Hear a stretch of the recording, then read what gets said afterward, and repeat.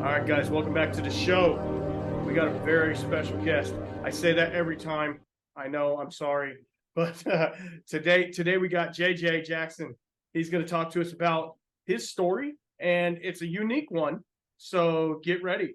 Um, so without further ado, here's JJ. What's up, man? Hey, what's going on, brother? How you doing? You know, we're trying to beat the heat. We're making it. Got me a cold beer, and Oh, we're trying to stay hydrated. So the what's heat dome is upon us. absolutely, absolutely. So Nah, if you want to go ahead and give us all your where they can find you on your socials, we can do it again at the end.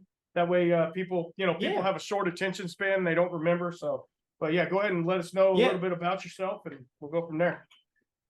Now I'm JJ Jackson. I've got several monikers, but JJ Jackson, Joe Jackson, the unsolicited one that I may care for or not care for, Moonshiner Joe. But the main thing where you can find me at on all the social platforms is High and Angry. Uh, it, it's just as I've explained it in the past. It's about a haircut. So when I was in the army, the high and angry was a high and tight, as high as you can get a high and tight, and that's what made it. The higher you went, the angrier your haircut was. So That's so awesome. high and angry is where you can find me at on Instagram, Facebook, YouTube, anywhere else, Discord, all the things. Sweet. But yeah, that's where you get me at. Okay. So I know you've been on a couple other shows and talked about your story, but give our listeners a little bit of background. Obviously, you're in the distilled spirits world, so give us a little background of what got you into there, and then we can just kind of go from there, and I'll interject when needed. You know what, man? Honestly, it was something that kind of came into my life when I was at, like, not a low spot, but like not the best spot, where you know I've got the mentality about myself where I can like plug into something, right? Right. And in this particular instance, like, you plug in quick. I, you know, I found this little joint called the hdforum.com. Shout out to the HD Forum. I know a bunch of the administrators and moderators. For as much as people hate the forums and hate, all the BS that's on them, that one by far has the most to read. Yeah. And when it comes to it, that's where I plugged in. I started reading and just taking notes.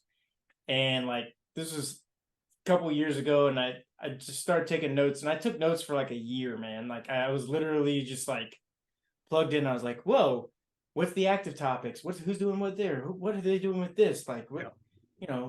what does all this mean? And then I decided, well, since I'm so interested in this, and I don't know, maybe I'm spending a little bit too much on my everyday drink at the at the old liquor store. Yes, sir. Maybe I just try and make it myself. I don't know. And of course, I did the same thing that everybody else does in the beginning. I made a corn sugar wash. It was cracked corn. I didn't convert anything. I just put hot water on corn and did the thing. And when that first little bloop came out the end of the spout, man, I was hooked. There's nothing. It got you right there, right? Yeah. Yeah. But I think that's everybody, and it's not so much about the people are like, oh, I'm an outlaw, or I'm this, or I'm that. Like, it was literally like, I just did science. Holy shit. Like, I just did science. This is like so cool. Yeah. Yeah. And it wasn't good, but my brain was telling me that because I conquered science, that, of course it was good. Right. But I mean, it just began a journey that, like, no matter what the ambient or whatever the ethics and the ambiance is around the thing itself, it really took me from a place where I was not plugged in to like having something to be plugged into outside of work and family and friends and all this stuff. Absolutely. Like everybody needs something to sink their teeth into, and like this was it for me, man. Yeah.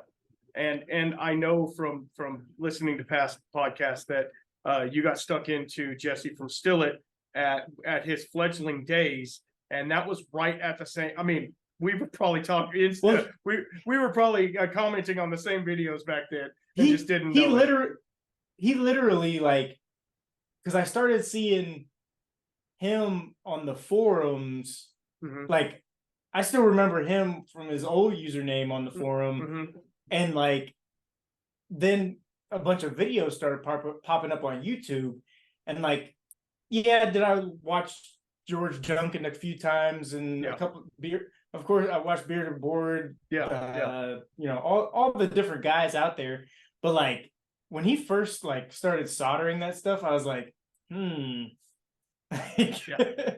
that's something I gotta get my hands on and start really learning, you know. Yeah, absolutely.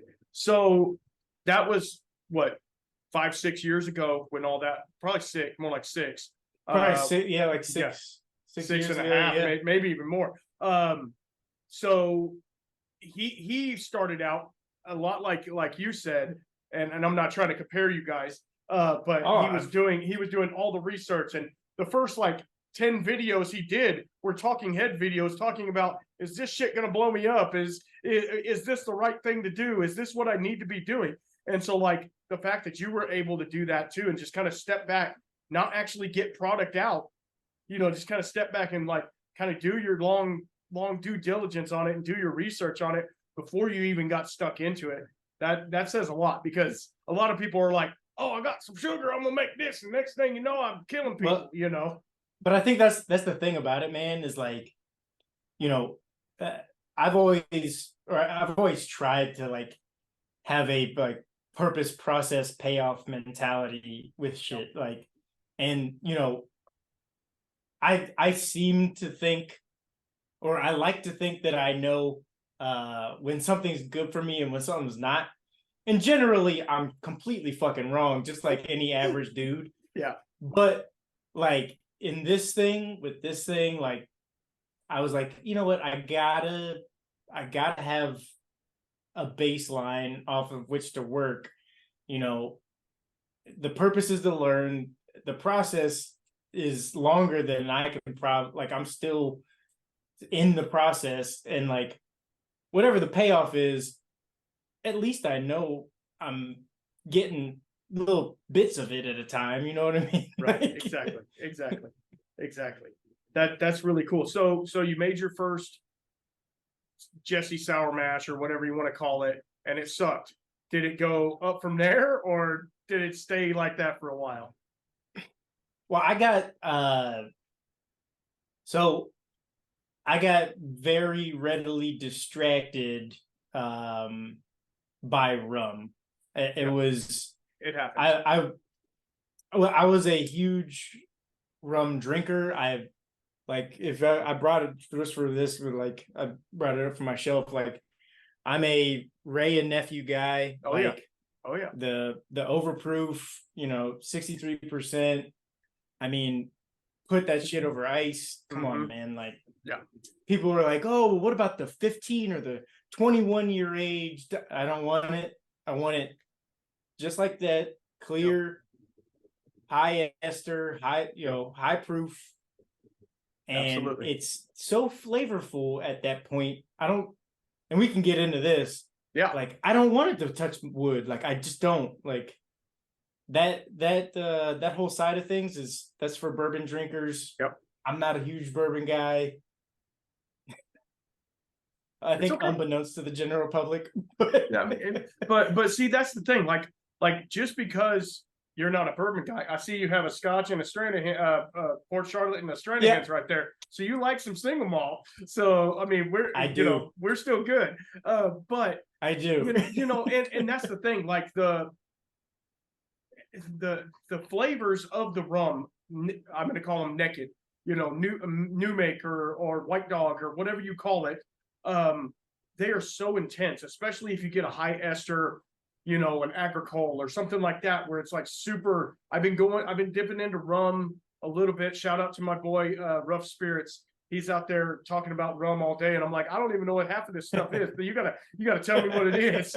But yeah, I mean, if you want a good high ester rum, the Hampton Rum Fire. I've only seen one bottle of it on the shelf in PA, and I had to get my state store to order it in from Philly to Western PA. Like it is so good. Like wow. And I think I was telling Alan about this, like all of the, so you think of like a rye whiskey, right? Like those fruity, perfumey, like people think spice. I don't think spice when I think about rye whiskey. No, like I don't either. I think floral, bright perfume. It's almost like putting your face in, like, I got a buddy whose mom has a flower garden that she sells flowers out of. Right. It feels like that to me.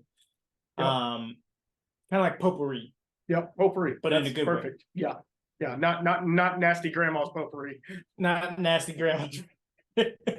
But people don't know this about rum, is that back in the day and even up to now, a lot of what one of the biggest Jamaican rum distilleries, Hampton Distilleries, or Hampton Rum Distillery, a lot of what they produce goes into the perfume industry. Yes. Because of the high esterification of it and all of the aromas and scents and everything that comes out of it, they send that stuff off to flavor some of people's favorite perfumes, products, bath products. I mean, it goes into a lot of stuff that people don't even know, right? So I think that's why I fell down that rabbit hole, because I was like, I want to make something that'll punch me in the mouth. And that's my goal. Yeah. Well, I can tell you from personal experience. Again, I'm going to talk about this, guys, and if you're listening, I'm sorry, but there's a distillery about an hour away from me called Andalusia, and they do single malt whiskeys and stuff like that. But the head distiller, Moose, shout out Moose, he's a rum head. He loves rum, and they made the first bottled and bond agricole rum in Texas. And I mean, it's amazing. I haven't even cracked it open. I got to try a sample when I went over there, but I haven't even cracked the bottle open because I'm like, I don't know what to do with it. I don't know if I drink it straight or mix it or whatever. Because that's the cool thing about the rum community, is they don't give a shit. Like, if you want to add Coke into this $1,000 bottle of rum, do it. And with that, there's a whole thread, I think, about the type of bubbles you get. Because usually when you add Coke or Pepsi to a rum, you get this, like, it depends on the quality of the rum, depends on the amount of foam that you get that sits at the top of that glass of rum and Coke. Wow. Okay. So there's like a way to. That's awesome. It's like you get a Krausen at the top of that rum and Coke, basically. Yeah, that's crazy. That's crazy that there's like that's even a thing. Like most of the time, you're just like, oh, that'll work. Oh, it's too strong. Add a little more. Like whatever. But that's what I love about the rum community, and I feel like the whiskey community is getting better at that. The whiskey guys are trying to be like, hey, let's make a cocktail. Like, you don't need to be drinking hazmat bourbon, straight in the middle of summer. I'm sorry, stick it in something and, water it down a little bit or something, because you're going to kill yourself. I mean, it's not we're not all out here trying to kill our liver at the same time. Like, I think that's the thing that, like, if I were going to import anything or like make my mark in any way in this industry, is like, I want a grain forward spirit that is a new make that can be sipped either neat or on ice, and can go with anything. Like, I want it to be able to be used like with herbs and spices in a cocktail. You can make a mint julep out of it. You can turn it into so many different things, especially as a clear spirit, because like sometimes with an aged spirit, after you add other stuff, a lot of what you are left over with is the barrel candy, the barrel spice, and it's more the tannic flavors from that rather than the grain. But like people think of their vodka, like your vodka, most of what they're drinking in vodka is like, has no taste, quote unquote. But like if you think about a clear spirit, like a clear whiskey, I mean, it's basically a vodka with taste.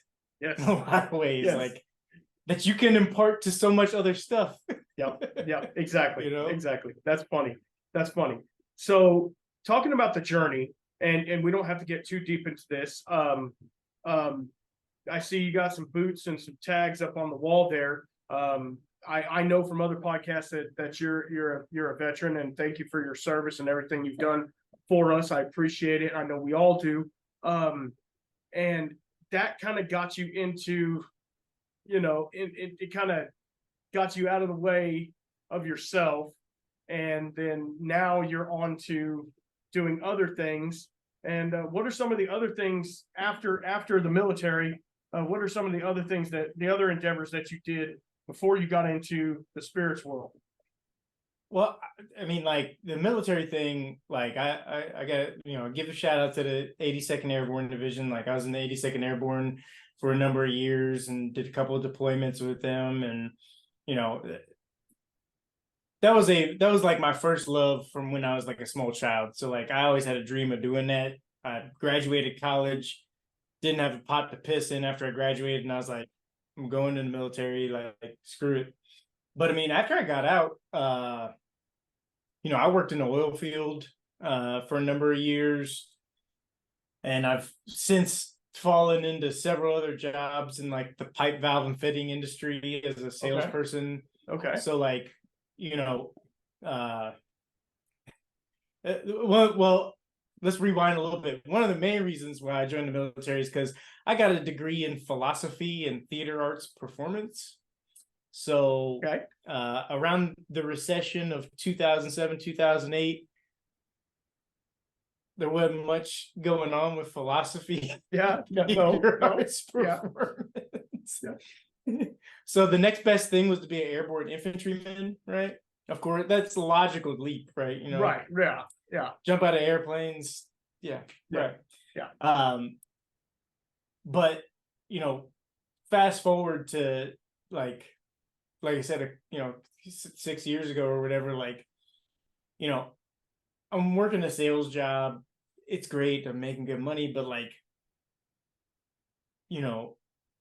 I always wanted something to kind of like compartmentalize that feeling that I used to get when I would like write a standard operating procedure or train people how to do battle drills or like that like feeling where it's like, man, like I'm really making my mark on something. Like in sales, yeah, you can have a great sales year, you get that's great, but it's not something tangible. Like it's not, you can't hold it in your hands like a bottle of whiskey, right? Absolutely. So that's what I was looking for, man. Like I wanted something I could hold in my hands and call my own, and something I could really make my mark on. And that's kind of what led me down this path. Like, and it is for anybody out there, we can curse, right? Oh yeah. It's a fucking rabbit hole, bro. Like, yes, it is. It is a rabbit hole of I don't know what magnitude. There's literally no rules. Like you write your own rules. Like, and from what I found in the military, like to make the cross connection, like yes, there are rules in the military, but the best leaders in the military are able to basically reconfigure and readapt everything for the current situation that you're in. And like I find that every time that I, well, now flick the switch, because that's what most of us are doing out there, Yeah. I would assume. Yeah. That's an argument all into itself. Absolutely. Or light the fire for the still. Like, there's a adaptability, a challenge, a process that I think is just so cool, man. It is. And so that love of exploration got you into or onto a little bit of a whirlwind. And if you want to tell us about that a little bit into the moonshiner story, for those who don't know, if you don't know, where are you at? You're hiding under a rock, I guess. But you know, because anybody in the distilled spirits industry or that's interested in it has been following what all that stuff that's going on as well. So tell us a little bit about that. You don't have to go into great detail, because I know we got bigger fish to fry than that. But no. But this is my favorite part. This is my favorite part, because okay, well, especially on, with. So I randomly put my name out there for Moonshiner's Master Distiller to compete on the Moonshiner Master Distiller show. What I came to find out from a lot of people is that there are a lot of mainstream distillers who still watch that show. Like, there's some that don't, and for great obvious reasons why, but like a lot of people who are in the industry are like, maybe they just watch it to be like, or maybe they just watch it to be like, because it's their favorite, distilled spirit show, because there ain't that many of them out there. No, right? there's not for sure. But I found myself in the runnings to be on the Master Distiller show. Got picked to be on the Armed Forces Showdown episode, where I teamed up, or I matched up against two other guys from the Armed Forces. Spoiler alert, I did not win. No. But yeah, look, I have so many tried and true recipes that are all grain or very traditional, like with rum, like I need the muck pit, I need several generations. Like it's a craft, chasing the craft. It's a craft for a reason. Like, there's a lot that goes into a single spirit. Well, if you're asked to do something in however many, like what, a total of 7 days, like, it's gonna be haphazard a little bit, because it has to be. But that adaptation, you got to be able to figure it out. So I had a base spirit, which is, I called it for TV, I called it my chocolate smoke bomb bourbon. It's a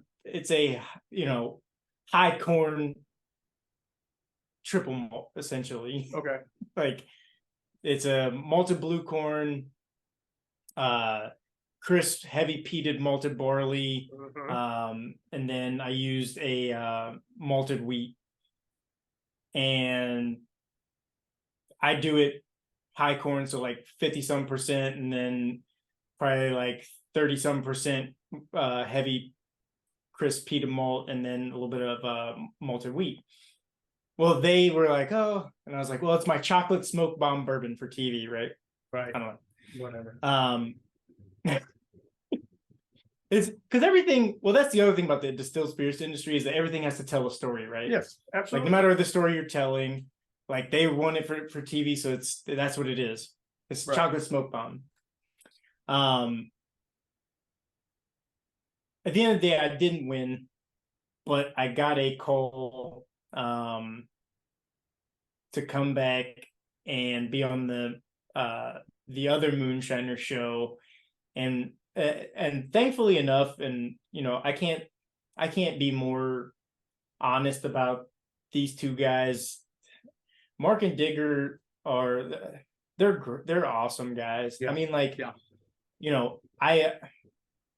I can't begin to explain like how much of a great friend that they've been to me.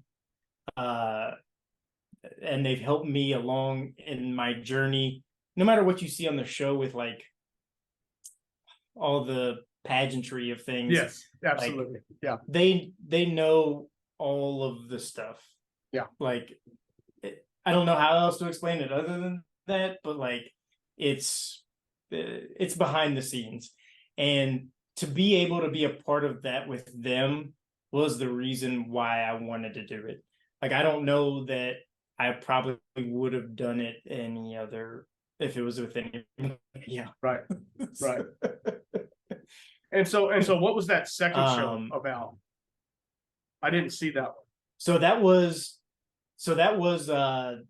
they brought me on for a few episodes at the end of the last season of Moonshiners. Oh, okay. I think it's 18, 19, and 20 of the last episode, 18, 19, 20.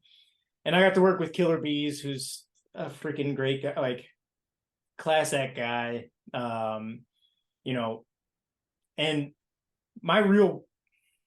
the thing that I told them that I wanted to do, which I think really worked, was I wanted to bring it into the city.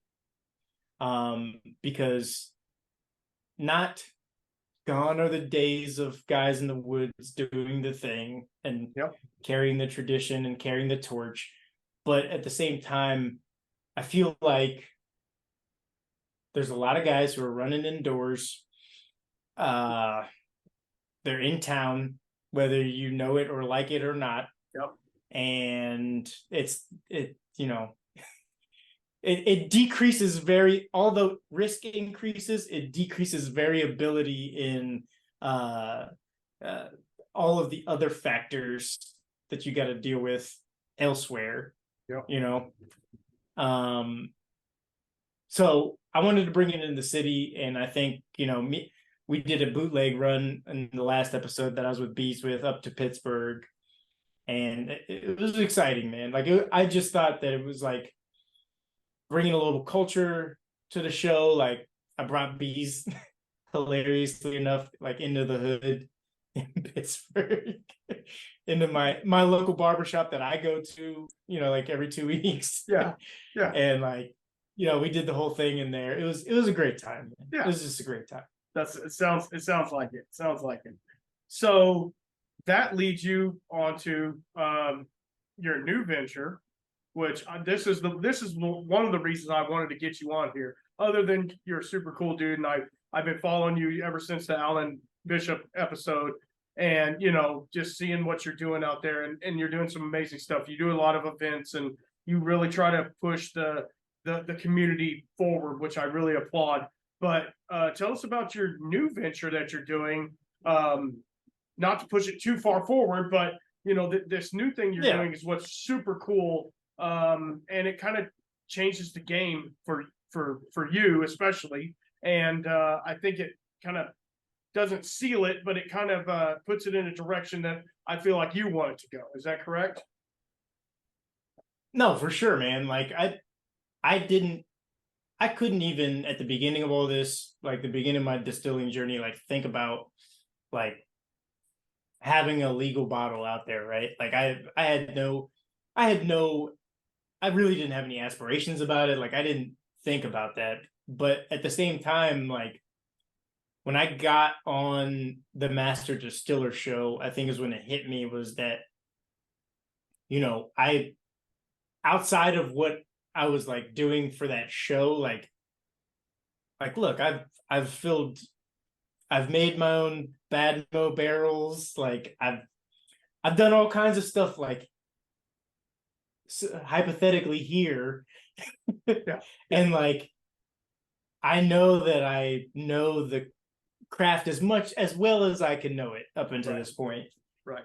And like I think that I had something to offer. And lo and behold, I hook up with a guy on, because I like to think I stay true to my roots.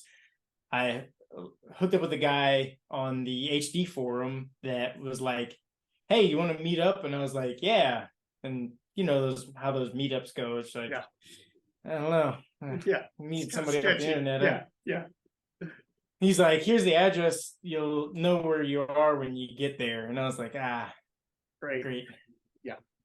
And, lo and behold, I pull up and it's a distillery. Oh, okay. So I walk in and, I'm like, oh, hey. And he's like, hey, you were on the Master Distiller show, right? And I was like, well, shit. Yeah, I was. He's like, oh, yeah. Because you know how on those forums, they don't like that show or any of the things at all. He's like, well, hey, like, let's hang out. So I hung around for a while. But finally he was like, hey, look, like, he's all about this is my buddy Christian. He's all about just opening the industry up, man. Like, the guy is so giving, and I mean, like, I owe a lot of shit to him, but like he's all about opening the industry up. And he was like, hey, do you have anything you would want to do legally? And I was like, well, I've been doing this 100% malted blue corn. I think it's really good. But that's not to say that he didn't put me through my paces. I think I brought like 20 samples into him of a multitude of things. Wow. Aged, unaged. But him and I both agreed on this 100% malted blue corn. Wow. So we kind of ran with it, man. Like, he was so open. He was like, look, you'll do your brand, you'll do your label. We'll just do it all under my joint, and see where it takes us. And it took us all the way to the finish line, to where we've got I don't know if you can see it, but it's the Outpost. The Outpost 100% malted blue corn whiskey. Oh, wow. That picture itself was actually, you can look on my socials, it has it all over there. But basically, that picture is it's like a line drawing of the first combat outpost that I was at in Afghanistan. Okay. So it's kind of a tip of the hat to that. Yeah. That portion of my life. Absolutely. And I just really wanted it to. He's like, do you want to barrel it? Do you want to do it? I was like, I just wanted to come out clear. I love the taste of pretty much, most malted corns. Like, they have such a distinct flavor. And sometimes when they're mixed with like barrel influence or tannins or like the barrel candy, I think that something just gets lost in translation between what me and Alan were talking about what new make means, but what the new make is. Yes. And what people are putting in their glass at the end of the day.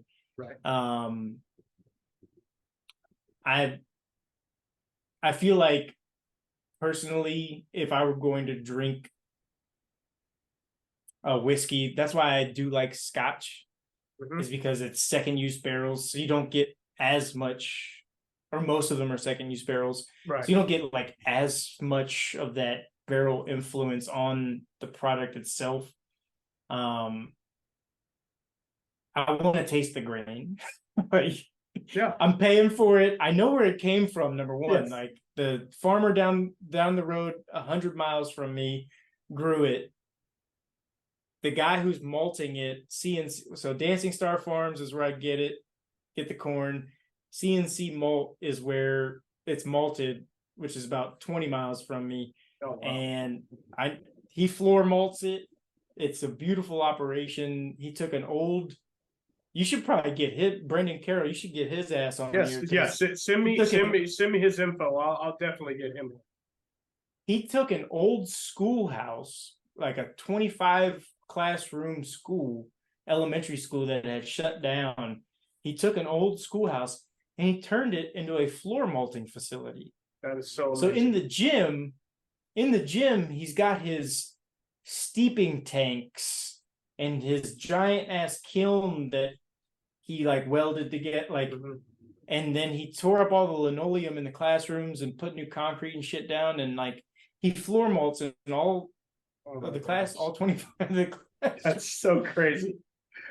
And he's providing. So I don't know if you know Iron City Beer, Pittsburgh Brewing Company. No, He's providing all of their grain, and it's like, it's the local beer, but like they right, sell a lot of it, and he's right. supplying all their malted grain for everything. Like local Wow. shit. That's crazy. That's So one of at that point, the. Go ahead. Sorry. no, at that point, I think it's where he's like, people in the industry always talk about like terroir, right? Mhm. Like, like especially Texas. Yeah. Texas grains, Hmm. grown here, malted here. Yep. Like, I feel like, because I've tasted other people's malted blue corn stuff, and it doesn't taste like mine because it's not here. You know Yep. what I mean? And that's the biggest Absolutely. part about whiskey that I think that people need to start appreciating is like, sure, it's not Kentucky, but you taste Texas, you can taste Iowa, you can taste Yep. Kansas, you can taste Western PA, Yep. you can taste Maryland. Like, Hmm. it's all there and it's Yep. in the fucking bottle. You just got to Yep. go looking for it. Absolutely. Absolutely. Like you have that Stranahan's bottle right there. And I mean, Stranahan's, they're doing some amazing stuff. And, their profile is so much different than, say, a Westland or something like that. Like, it's just, like you're saying, the terroir, where you get the grains from, where all this stuff. And the fact that you're getting malted blue corn, which blue corn in itself has a very distinct flavor, unlike the yellow number Oh two yeah. gin corn that everybody uses, or the white, the white corn or whatever. So like the fact that you're doing that and you're able to keep it clear, and what proof is it in the bottle? 100 proof. 100 proof. And Awesome. I'm gonna be honest, like, we made a decent amount of it and it's been out for about a month, and probably by the end of next week we're gonna be out of it. So Oh wow, that's awesome. That's awesome. and that and I'm gonna be honest, I'm gonna be honest, and this is my God's honest truth. I Preach. don't know how much that is to do with the fucking being on the show thing, because locally, I'm pretty sure. This is what I told my wife. I was like, I'm Walmart famous, babe. Like that, I got you. I get noticed I got in you. Walmart. Like that's it. Yeah. Like nobody else knows. But I do also know pretty much every head distiller in Western Pennsylvania, and I've had them try it and they like it. So like, I think the word of the mouth of like the Western Pennsylvania distilling group, Yeah. like I think that does a lot for somebody, in my Absolutely. position. Absolutely. And the fact that you're not trying to piggyback off of the fame of the Moonshiner Show or anything like that, like the fact that you're out there busting your ass and getting people that are doing shit the right way, doing it local, trying to stay as local as possible, and they're doing it your way, the way you wanted to do it, and they're just kind of like, hey man, if it's good, it's good. If it sucks, it's on you. That's really cool. That's really cool. And that's the thing where it's like, I did an event. Well, I made a base spirit for an event. I guess that was 2 weeks ago. It's the Barrel and Flow event here in Pittsburgh, Mm-hmm. and it's a convention where black brewers and black distillers can come together and like set up a booth. So I set up through the distillery that I'm working with, and I made a pear split brandy as a base spirit for another group to then make mixed drinks out of. Okay. And the split brandies are great to make mixed drinks with, like They are.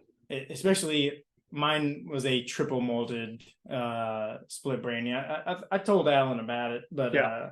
but it was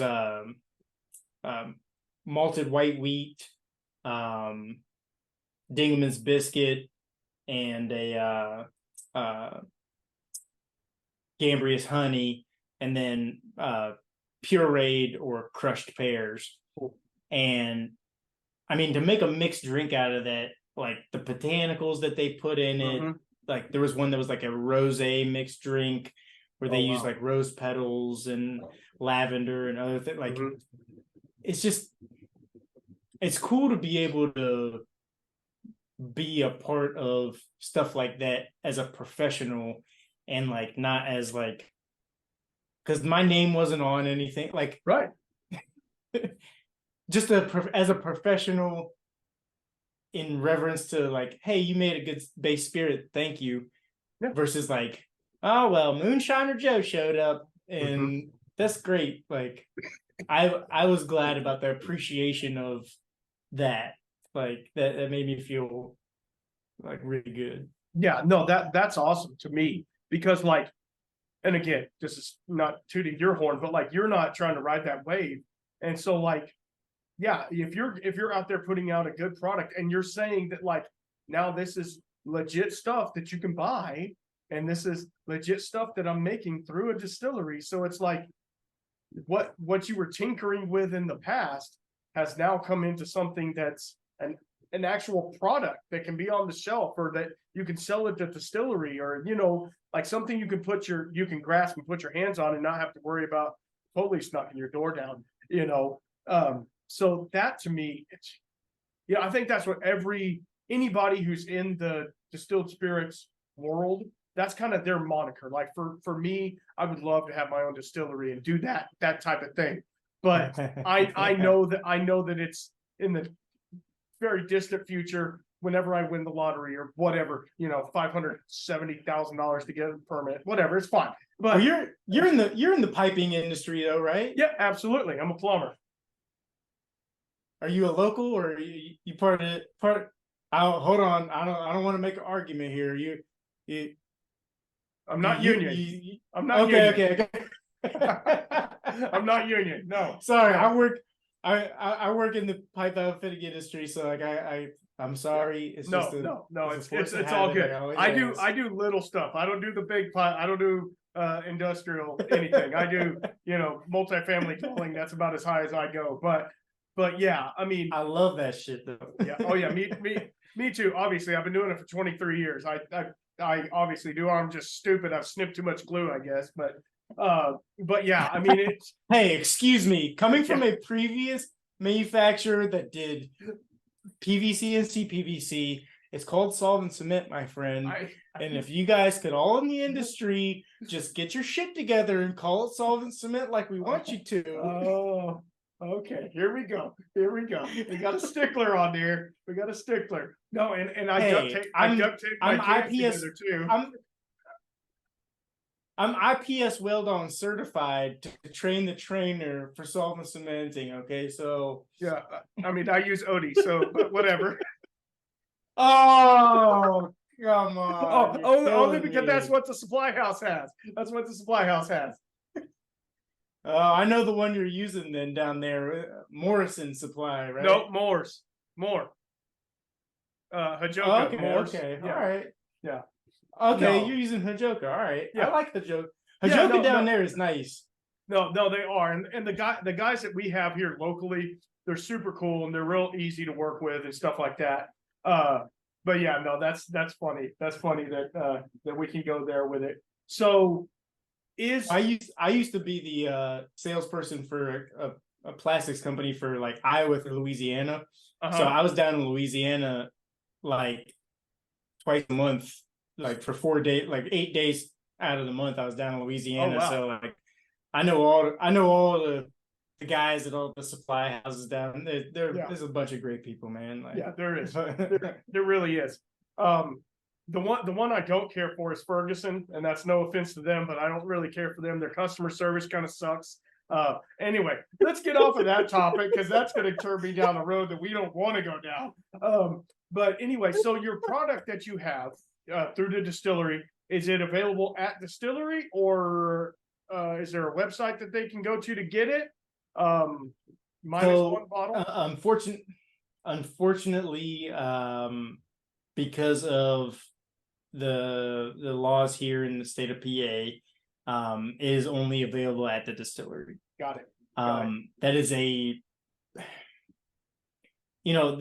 I think each state, it's easier and harder from state to state. Pennsylvania seems to be like, I'm no expert or guru at the legal process, but it seems to me that Pennsylvania is one of the harder states to get like national or even statewide distribution of your product, which hey, look, if that's the way they got the law set up, it's the way they got the law set up. I can't do shit about it. Right. But at the same time, like, look, I mean, if you want to, this is what I always like try to talk to people about is like, if you pass through a place like I was telling you, I had Iowa through Louisiana as a sales territory before. And I can't even tell you how many distilleries that I went to like during that time. Like if you're passing through a place, just open Yelp up and find a place. Yep, maybe you'll like it. Maybe, who knows? You might not like it. Yeah. But like, just go in and do their flight. It doesn't, like, at some places it doesn't even cost you anything. You just go in and they got the little, half-ounce cups of their flight of whatever's on the shelf. It doesn't fucking cost you anything. Go in and just taste. I mean, and you're literally tasting a place, like, and it's shit if it's made there.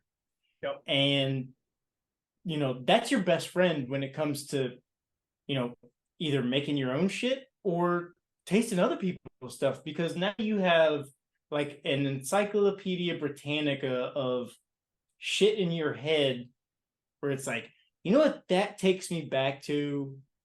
It takes me back to that thing and that one time when me and you were blah blah blah, and like people don't realize that that's where 95% of your taste comes from anyways, is like, what it reminds me of is that one thing that I was doing when I was blah blah blah, and like I was water skiing with 2 dogs and I had a beer on my head, like like that's what it brings you back to. Absolutely.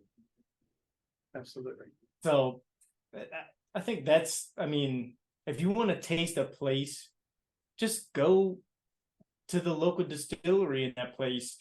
And I will say, like, I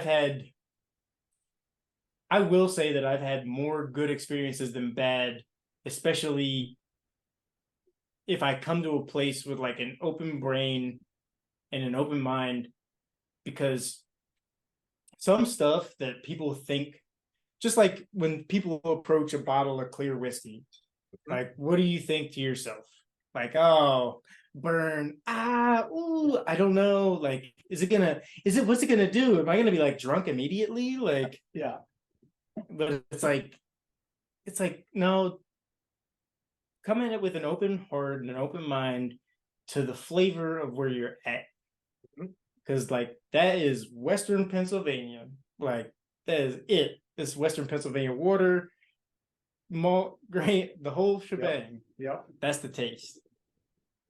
That's awesome. And by the time this episode comes out, I will have already released this episode, but I talked about whiskey places and places you can go to drink whiskey. And of course, there's Kentucky and Tennessee and, Scotland and all those places. But your backyard has some awesome stuff going on as well. Yeah, it might not be whiskey. They might be making gins and vodkas or something like that. Go there, try that thing out, talk to the distiller. He'll give you the in-depth tour because he's as nerdy as you are about it. Yeah, you might not care for his vodka, whatever, mix it with something, it's fine.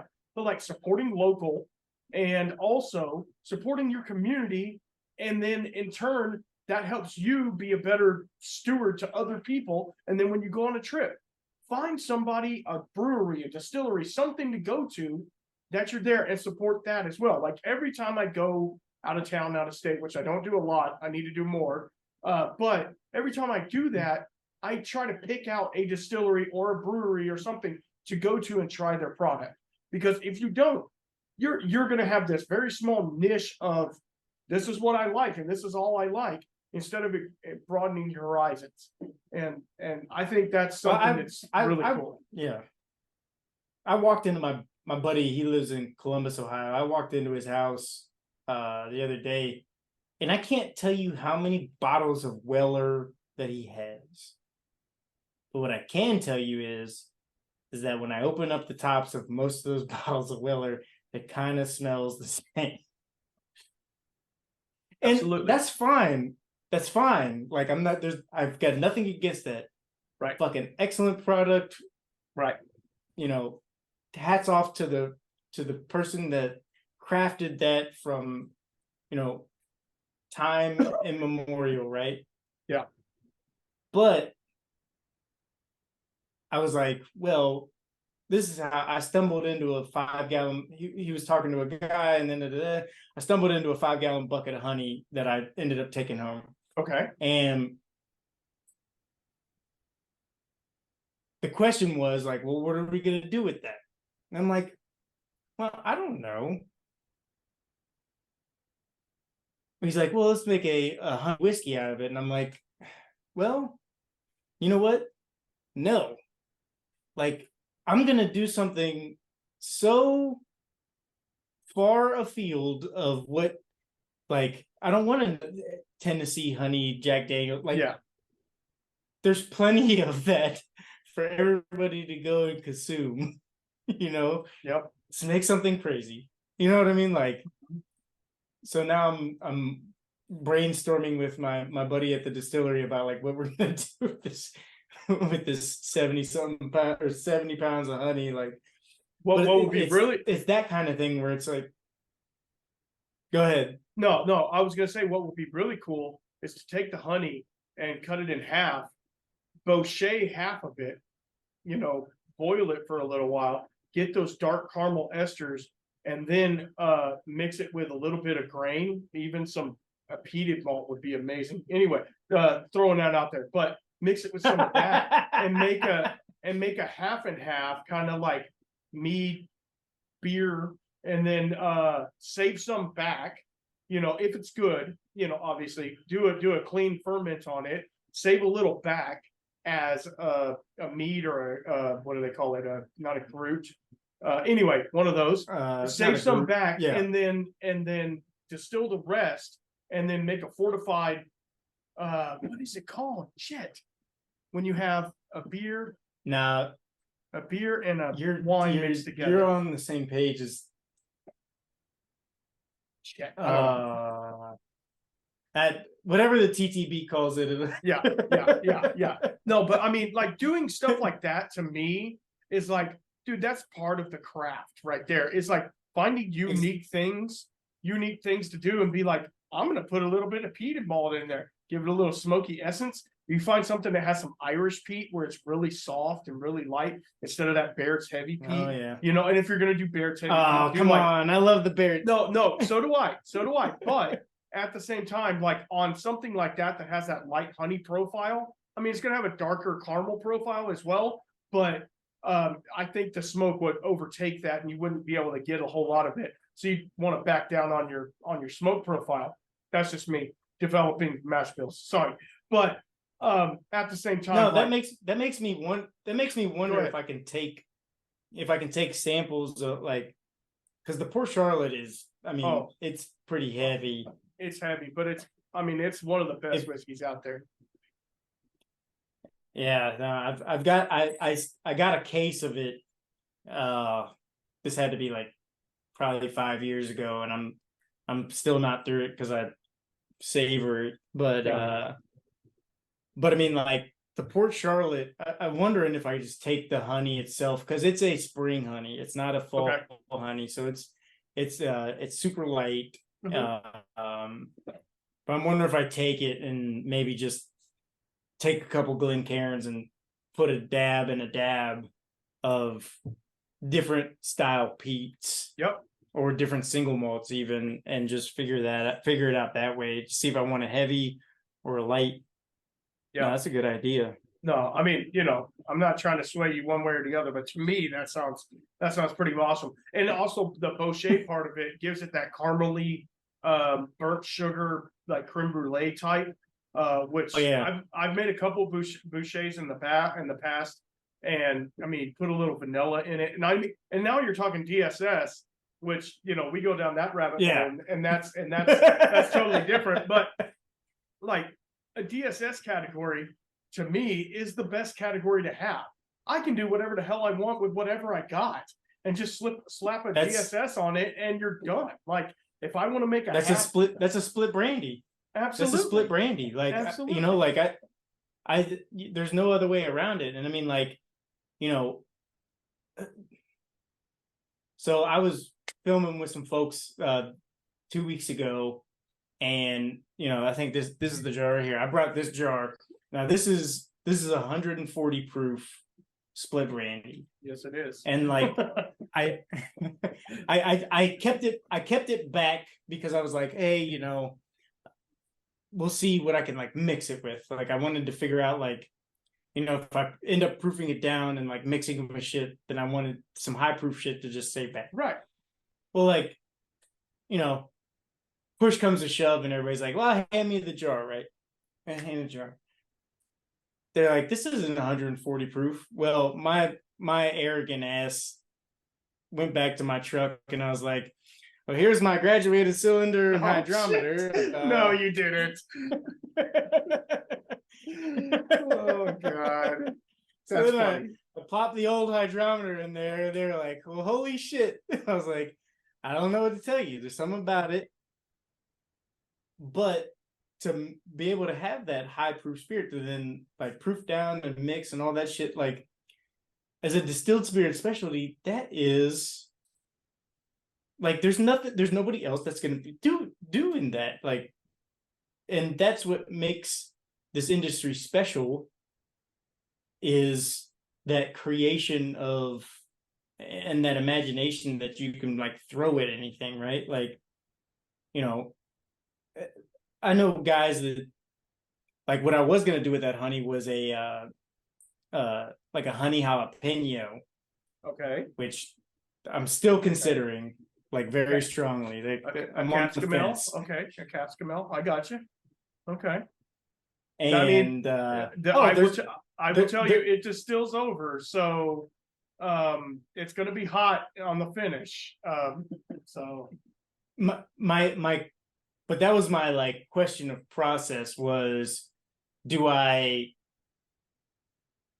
distill, then add jalapenos after, and then back sweeten with honey afterward, like make a mead, distill, like, and I would definitely throw like a Kveik yeast at it. Yeah, absolutely. Distill it, because I've done that in the past and it's turned out like wow. Like distill it, throw the jalapenos at it, and then take the jalapenos out, maybe like for presentation, leave one in the bottle or some shit. Yeah. And then back sweeten with honey to a point to add the sweet.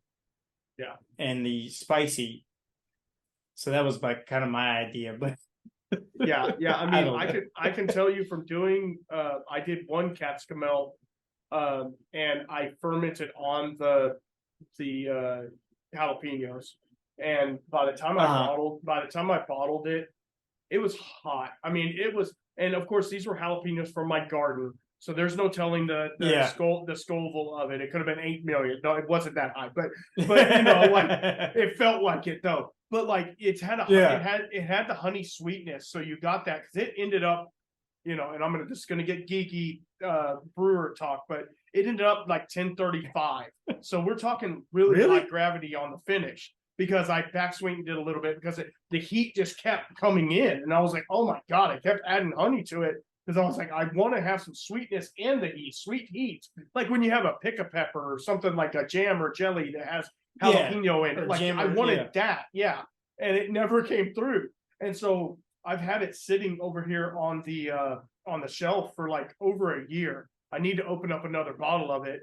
Now that's not ran through a still, obviously. That's just fermented out, but at the same time it's like it was hot, and I know it carries through the still because I've heard of other distilleries doing that same thing, and they're like, yeah, we had to like citric acid and then like do a ascorbic acid wash on our still because it didn't, it stayed in the still and stuff like that. So yeah, I would think post distillation would work pretty good. The only issue is the ethanol is going to draw out a lot of that heat. So you need to find a really mild pepper if you're going to do that. But unless you want it super hot. Yeah, there was an idea that a buddy of mine, his wife makes cowboy candy. Okay. And I was looking at maybe, just like using cowboy candy instead of just regular jalapenos. Yep. So like, and cowboy candy has a whole multitude of other spices added to it, right? But that would be like pickling cool spices, right? Yeah, that would like be pretty cowboy cool. cowboy candy with honey. I don't know. That just sounded good to me. Yeah, no, it does. It does. Now you're getting me interested. I was getting you interested before. Now you're getting me interested because I love the whole heat and sweet together. I love that flavor profile. It's just too much of one or too much of the other can throw it off really, really fast. So that's super. That cool. was something my dad, like my dad had a national championship barbecue cooking team for I don't know, like 30 years. I mean, like we went all over. Like we went as far out as like Reno, Nevada. Oh wow. We went to the Big Pig. We went to the Big Pig gig in Memphis, like Memphis and May competition, like all kinds of places, cooking barbecue. And like, hilariously enough, what he would do is change the heat profile of his standard barbecue sauce to the place that we were going. And okay. Hilariously enough, the further south we went, the sweeter the sauce got. And the further north we get, the more hot the sauce got. Really? Okay. Okay. and to be honest, like he won competitions he won the Ohio State Fair. I don't know how, probably out of the years that he did it, out of the 30 years he did it, he won best sauce like 9 times. Oh wow. And it was some of the most, not spicy, it's like it's a sweet heat, right? Yes. Yeah. So it's not spicy, it's a sweet heat. It was some of the most sweet heat that I think that he's ever put in a sauce. Mm-hmm. But then alternatively, like down south in like Tennessee, Alabama, he won a couple competitions where I don't know how much molasses that man put in the fucking sauce, but it was a lot. And it was sweet and sticky. And like I was like, these are candy ribs. Like I can't. Yeah. See, being a Texas boy, we don't do any of that sugar stuff on our ribs. So we're salt and pepper only. No, not even Lowry's. We don't even use Lowry's, right, Franklin's? We don't use Lowry's. Anyway, man, we need to have a whole separate Absolutely. We need to have a whole separate podcast talking about barbecue, because let me tell you what, my dad's I was 17 years old. My dad sent me to the Kansas City Barbecue Association school on how to be a barbecue judge. And I learned it was like a 2-week deal where I learned how to judge barbecue. And my wife will tell you I am the pickiest when it comes to fucking barbecue. And I know all the styles, like, because it came to a point where my dad didn't want to work on the grill anymore. Yeah. So he put my ass up there. Yeah. So obviously, like, I changed the rub a little bit. I changed up how he did. Like, I changed it to what I wanted, and I won a whole bunch of competitions. But yeah, that's a whole nother podcast. We could do that, dude. And that's the thing. Like, and I know there's a separation between the rest of the world and Texas in a lot of things, and barbecue is one of them. And I'm not like a strict like Texas barbecue guy, because it is what it is. I've had some St. Louis ribs and stuff like that are pretty freaking awesome.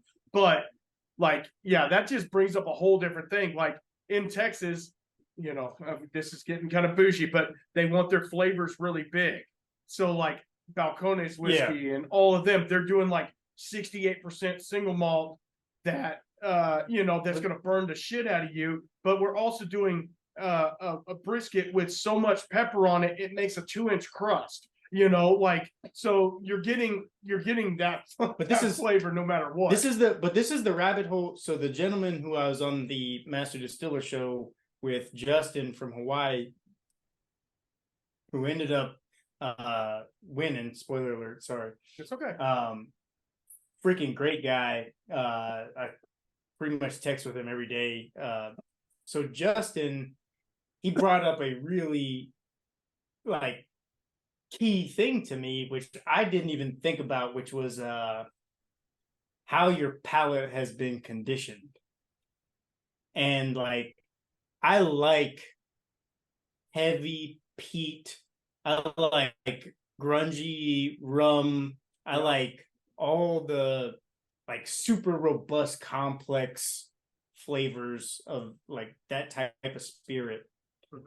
But when I hearken, what he did was he like brought it to my, he's like, well, you were conditioned that way. Like after all the barbecue, like the sweet, the umami, the smoke, the Worcestershires, the molasses, the this, the that, like all those things when they're combined under heat create a certain flavor profile. And it's the same thing with distilling. Yes. It's all of those same combinations of flavors combined under heat, pressure, time that make what I guess like in a distilled spirit. And that's often what I'm chasing, is that thing. And he helped me realize it, which I was like, oh well shit, yeah, I'm gonna lean even harder into it. Like absolutely. Absolutely. That to me is awesome. And how we can pick up on all that in everything we do. Like I like the real smoky, salty brisket, but I also like smoky, salty scotch as well. So those are going to go together. But I like my beer as light as possible. That's weird. But anyway, because I don't want to have to think about the beer. You're drinking Lone Star? Where's the Pearl at? Come on. I mean, I don't have no Pearl. They don't sell a lot of Pearl. But that's the thing. Like, finding a profile, and this is what I've talked about on this podcast ad nauseum. Like, find your profile and just kind of lean into it. Like, if you like a single malt profile, there's so much out there for you. If you like the bourbon profile, there's so much out there. It all tastes the same, but there's so much out there for you.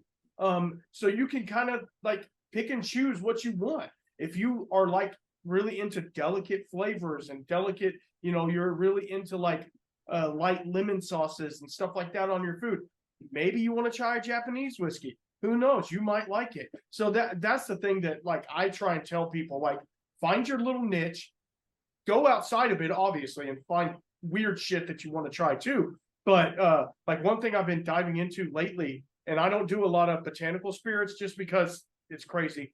But ever since Alan, and I blame Alan Bishop for this, and it's all his fault. I've been really trying to get into absinthe. Okay. I had a bad experience a long time ago with a bottle of Jägermeister.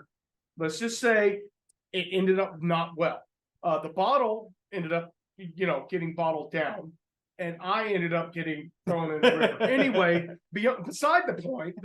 So I've always had a distaste for that like licorice-y flavor, which now that I know more about it, is not really the flavor of licorice, it's the flavor of anise. But anyway, long story short, so like finding a absinthe that you can enjoy that doesn't have a strong anise flavor, but the thing is you have to try multiple ones to find your profile.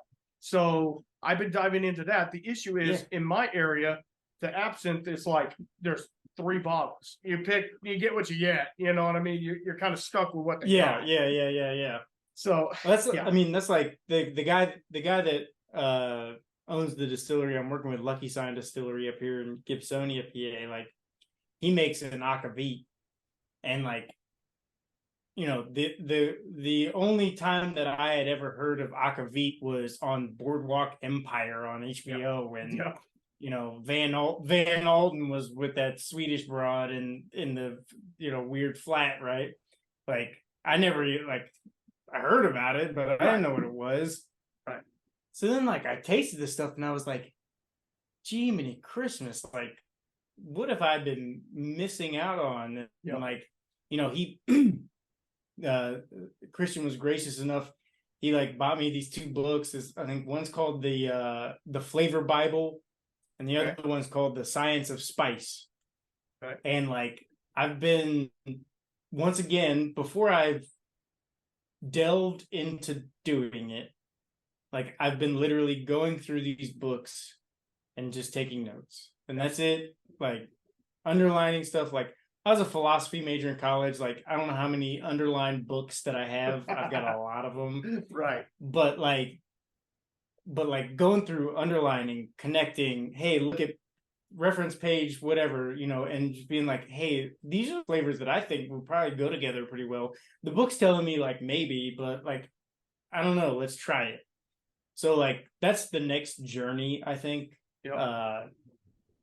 Logically is to just start figuring out that side of the industry in what I can put into what I'm already making to make it even more itself and make it better.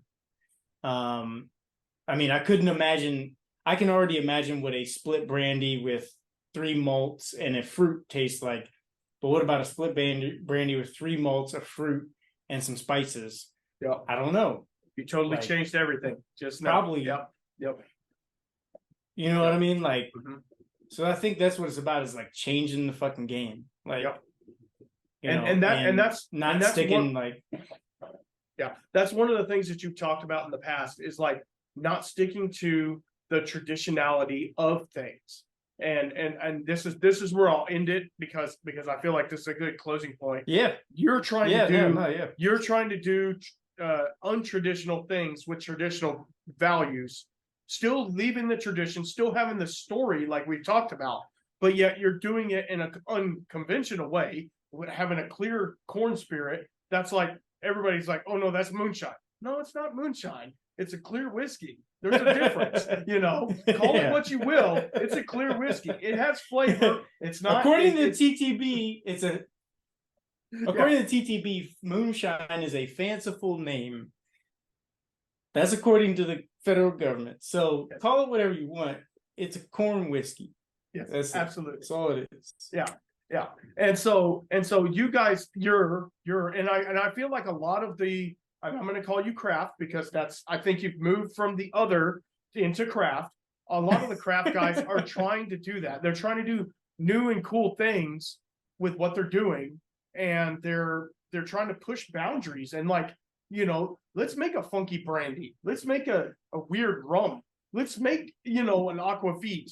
There's a local distillery here in my town, and he makes a traditional aquavit that's from Austria. It's a recipe that he's had for 800 years. But what he's doing to it, he's putting his own spin on it. That's so cool. Put your own spin on it, make it your way. He's adding a little spice. He's adding this. He makes his own gin, and he adds a lot more orris root or something like that. And it just ups the whole thing. That to me is super cool, and that's super crafty. And it's also not, again, I'm not poo-pooing the big distilleries, the big 6 out there. I'm not poo-pooing any of them, because they're making a product. They're making a good product. Obviously, because it's on every shelf, everywhere. Everybody's got a bottle of it in their house. I guarantee you. But at the same time, going back to basics, going back to our roots, and getting into the local scenery, figuring out what's there and doing that.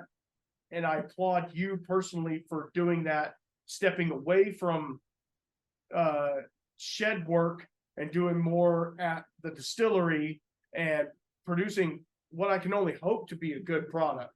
I haven't tasted it, but I can guarantee you I feel like we have about the same profile. I can guarantee you, if you like it, I'm gonna like it. So well, I'm not the sommelier, but I will tell you. Calm down. I will tell here. Well, as Killer Bees would tell me, hear me out. I'm not the sommelier, but I like what I like. And I feel like, you know, there's a lot of other people out there that like those kinds of profiles. And if they would only, you know, do like I said, like taste your local flavor, like it's there at your fingertips. I didn't know it existed until I looked into it, because I was the same guy that bought Bullet Rye for years and years and years, and was like, Bullet Rye, Bullet Rye, Bullet, I love Bullet Rye, Bullet Rye, Bullet Rye. I'm not drinking anything else, Bullet Rye.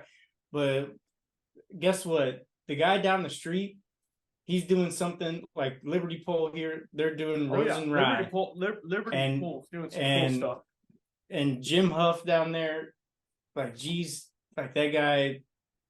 I remember emailing him years ago. He emailed me back a couple minutes later, and like, you know, like, great guy, but super creative. Like, he let me taste some stuff right off the still, and I was blown away. Like, Yep. All right, so we're gonna wrap this up. I really appreciate you coming on here and talking to us about all your story, and I would like to have you on a little while in the future. Let's see where this thing goes. Yeah. You might have some more product out. You might be doing some other stuff. I'd like to see where this honey thing goes. See if you go spicy or sweet. But go ahead and tell everybody again where they can find you, and then stick on because I want to talk to you after. But yeah, tell everybody where they can find you one more time. No, like I said, you know, High and Angry across all platforms. It's about a haircut. You know, it's really just the tip of the hat to, you know, all the guys I serve with, who they know who Sergeant, you know who Sergeant Jackson is. If you're out there listening, you fucking know, you know what it's about. But High and Angry across all platforms, you know, hit me up. I would say, like, if you Facebook message me, Instagram message me, I get back to like 99.9% of motherfuckers, unless you're a bot that obviously looks like one. Absolutely. So just hit me up. I'm out there, just trying to, you know, not even just make my mark, but just try to, you know, inform people and be as best of an advocate for this thing that I love as possible. So hit me up, man. Absolutely. And we appreciate you for that. And again, thank you for all the service that you've done for our country, and we really appreciate that. And also, don't forget to follow everything I'm doing. Obviously, if you're listening to this, you're following this part, but I'm _whiskey shaman everywhere you can find me. And go pick up the new Stillet shirt from Into the AM. It's the Sasquatch. It's the one I told Jesse to make, and he finally made it. So go pick it up on Into the AM. But yeah, until next time. I just want to tell the people out there real quick. This man is a shaman. Treat him like one. He's a medicine man. He's trying to get y'all right in the head and in the heart. So get out there and fucking support this man, because he's out there for us. I really, that means a lot, brother. That means a lot. Until next time, keep your spirits up.